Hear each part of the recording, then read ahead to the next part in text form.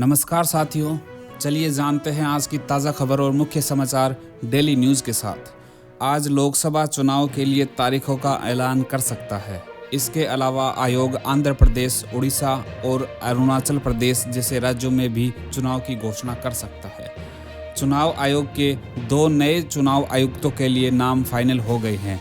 प्रधानमंत्री की अध्यक्षता में गुरुवार 14 मार्च को हुई सिलेक्शन कमेटी की बैठक में केरल के ज्ञानेश कुमार और पंजाब के बलविंदर संधू के नाम फाइनल हो गए हैं। इस बैठक में विपक्ष के नेता अधीर रंजन भी शामिल हुए थे। इस बीच सूत्रों ने कहा कि चुनाव आयोग के आज शुक्रवार 15 मार्च को लोकसभा चुनाव के लिए तारीखों का ऐलान करने की उम्मीद है। चुनाव के ऐलान के साथ ही देश में चुनावी आदर्श आचार संहिता लागू हो जाएगी।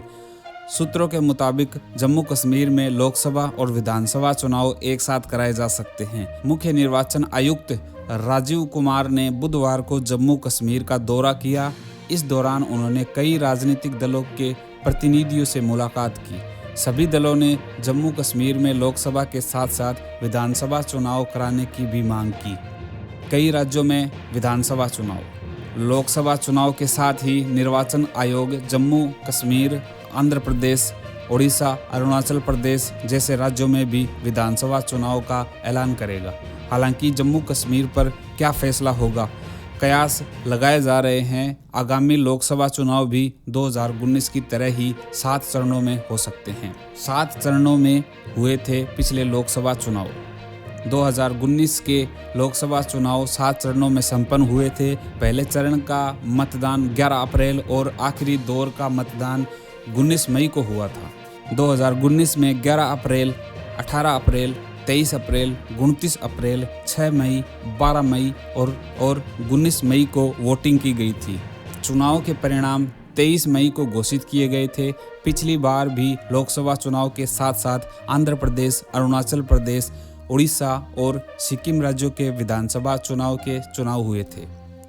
2019 में बीजेपी को बड़ी जीत। पिछले चुनाव में बीजेपी ने 303 सीटों पर जीत हासिल की थी और बीजेपी के नेतृत्व वाले गठबंधन को कुल 353 सीटें मिली थी।